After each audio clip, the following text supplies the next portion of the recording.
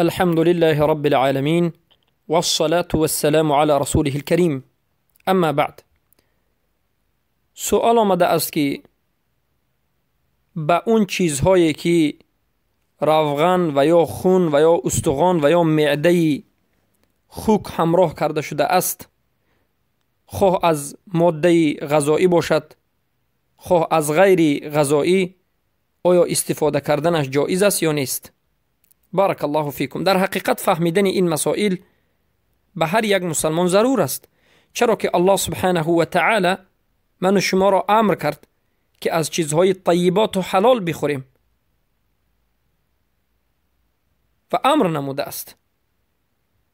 بارک الله فیکم. کلوا من الطیبات ما رزقناکم، تناول بکنید از اون چیزهای حلال و طیبی که ما به شما رزق دادیم، اما از چیزهای حرام که الله خودش ذکر کرده است اجتناب بکنید. و البته خنزیر، خوک با تمام اعضایش حرام است، خواه استخوانش، خواه روغنش، خواه خونش، به عموم خوک حرام است. بارک الله فیکم.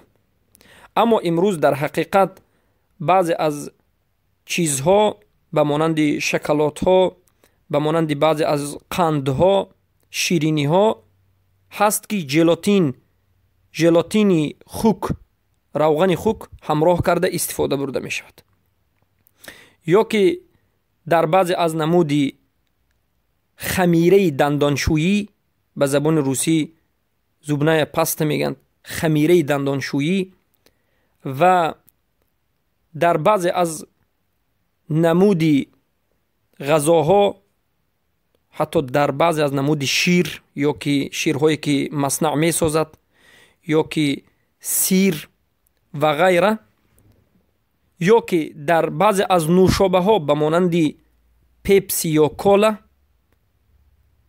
میگویند در درونی بعضش روغن، در درونی بعضش استخوان، در درونی بعضش معده و در درونی بعضش خونی خوک را آمیخته کردند. آیا خوردن این چیزها جایز است یا نیست؟ بارک الله فیکم. جواب البته به تفصیل است. ما به شما میگوییم که جواب این سوال به دو قسم تقسیم می شود. قسم اول، شریعت میگوید هر آن چیزی که به درون وی یک چیزی نجاست انداخته شده است یا غلطیده است یا آمیخته کرده شده است و این نجاست در حالت نجاست خودش باقی مانده باشد و تغییر نیافته باشد، استفاده کردن این نمودی چیز حرام است. اگر این چیزها را بیاریم به مانند دندانشوی باشد، یا که صابون هایی که در وی روغن خوک وجود دارد، یا که شکلات و قند و پیپسی و غیره، و از درونش همون یک طبیب یا که متخصص بتواند که روغن خوک را جدا بکند، مقصد همون ماده که دلالت بر روغن خوک میکند یا ماده که دلالت به خون خوک یا استخوان خوک یا معده خوک میکند، همون را جدا بکند و بگوید که در حقیقت در درون این چیز یک ماده همچون ماده روغن یا که خون یا که استخوان یا که دیگر اعضای خوک وجود دارد، در این حالت استفاده بردن این چیزها حرام است. چرا که نجاست در حالت خودش باقی مانده است و نجاست نابود نشده است و ماده نجاست، ماده الهیده در درون همین چیز وجود دارد. پس این قاعده عموم است، هر چیزی که نجاست به درونش باقی همراه می شود، آمیخته می شود و ماده نجاست در حالت خودش و در حالت نجاستیش باقی می ماند، این چیز را استفاده بردن حرام است. بارک الله فیکم. اما قسم دیگر، قسم دوم نجاست، هر نجاستی که به یک چیز دیگر همراه شده است، این دوم نمودی تقسیمات.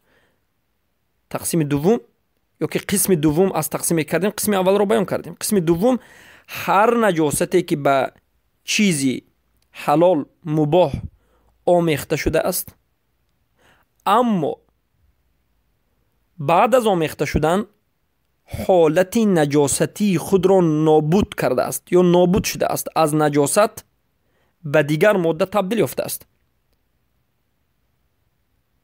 استفاده کردن این چیز جایز است و مباح است. بمانندی این دستشو یا که خمیره دندانشویی یا که پپسی یا که این شکلات ها و دیگر چیزهایی که در درونش ژلاتین خوک، روغن خوک یا که خون خوک یا که معده و استخوان خوک انداخته شده است و آمیخته کرده شده است، بعد از آمیخته شدن همین ماده خون یا معده یا که روغن نابود شده به یک ماده دیگر تبدیل شده باشد، استفاده کردنش جایز است. اگر یک دکتر را یا یک طبیبی که متخصص از همین نتیجه گیری چیزها است بگوید که از همین چیزی که در دست من هست که شکلات یا که دیگر چیزهایی که ژلاتین خوک دارد، تو به من ماده ژلاتین را جدا بکن، اگر نتواند استفاده بردنش جایز است. چرا؟ علما میگویند در بعض حالت نجاست هایی که مقدارش کم هست وقتی که به درون چیزی مباح همراه کرده می شود و خصوصا در این زمان به واسطه علم خیمیا اونها را تبدیل و تغییر کرده می شود، این نجاست ماده خودش را تبدیل می دهد و به دیگر چیز آمیخته می شود و به دیگر ماده تبدیل می یابد. استفاده بردن این چیزها جایز است. بارک الله فیکم. اصل این مسئله البته از حدیث گرفته شده است. حدیثی صحیح وجود دارد که رسول اکرم صلی الله علیه و سلم در اون چگونه از نجاست پاک شدن و چگونه نجاست را از خود دور کردن را بیان میکنند. به مانند غلطیدن موش به درون روغن. میگویند وقتی که موش به درون روغن غلطید و به تمام روغن آمیخته شد، در این حالت روغن را میپرتوید. اما وقتی که موش به درون روغنی سخت غلطید، فقط گرد و اطراف خود را نجاست کرد و دیگر باقی مانده را نجاست نکرد، در این حالت استفاده میبرید. و بعضی از علما این رو هم استفاده میبرند، این رو هم همچون دلیل استفاده میبرند. و البته شیخ الاسلام ابن تیمیه رحمه الله و ابن القیم الجوزی رحمه الله بارک الله فیکم در این مسئله به نهایت خوب زیبا صحبت کردند. ابن القیم الجوزی در کتاب اعلام الموقعین مجله دوم در مسئله نجاستی که تغییر یافته است و به دیگر چیز تبدیل شده است سخن میکنند و میگویند که استفاده کردنش جایز است. چرا که الله خودی نجاست را حرام کرد، اما اگر نجاست به دیگر چیز تبدیل یابد و از حالت نجاستیش بیرون شود، استفاده کردنش جایز است. چرا که حکم به اصل داده می شود، حکم به نجاست داده می شود. مثال می آورند ابن القیم الجوزی به مانندی میگند خمر، شراب، عرق.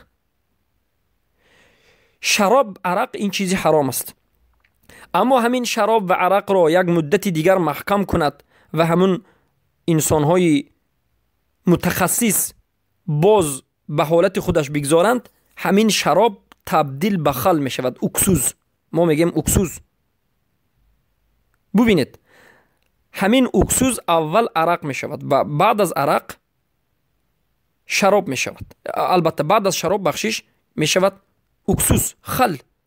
استفاده بردن خل، اکسوز جایز است، خل حلال است، اما عرق حرام است.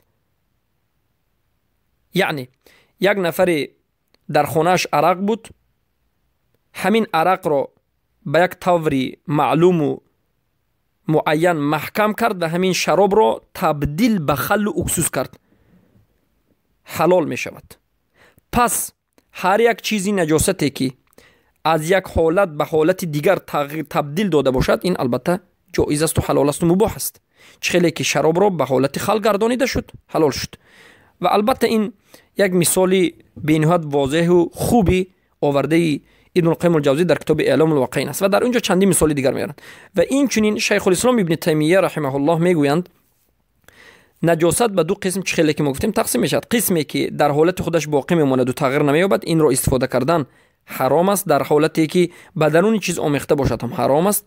اما یک حالت دیگری که نجاست قسمش یعنی پرسنتش، درجه اش به نهایت کم باشد از 100% دیگر چیز، این 5 قسم 5% یا 3% یا یک قسمی کم داشته باشد و همین به دیگر چیز آمیخته شود و تبدیل داده شود و تبدیل یافته باشد، استفاده کردنش البته جایز است و باکی ندارد.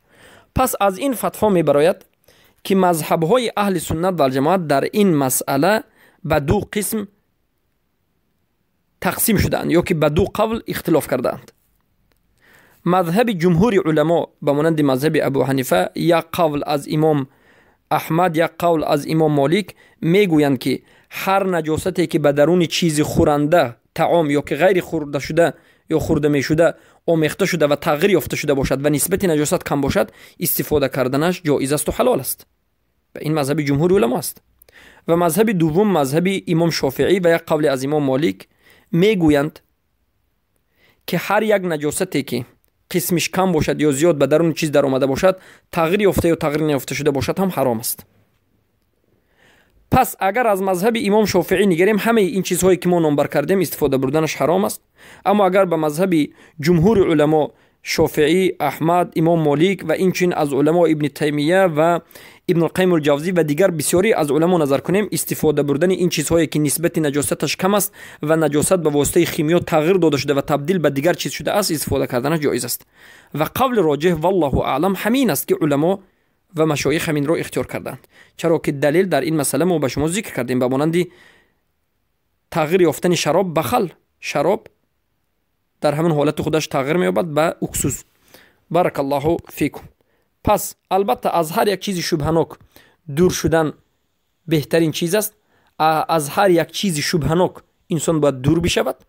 اما اگر استفاده کسی از این چیزها را برد، ما نمیگیم که چیزی حرام را استفاده برد و گناهی کبیره را انجام داد. بارک الله فیکم. اما از تقوا، از بهترین و افضلترین عمل این است که از همین چیزها پرهیز نمایید. بارک الله فیکم.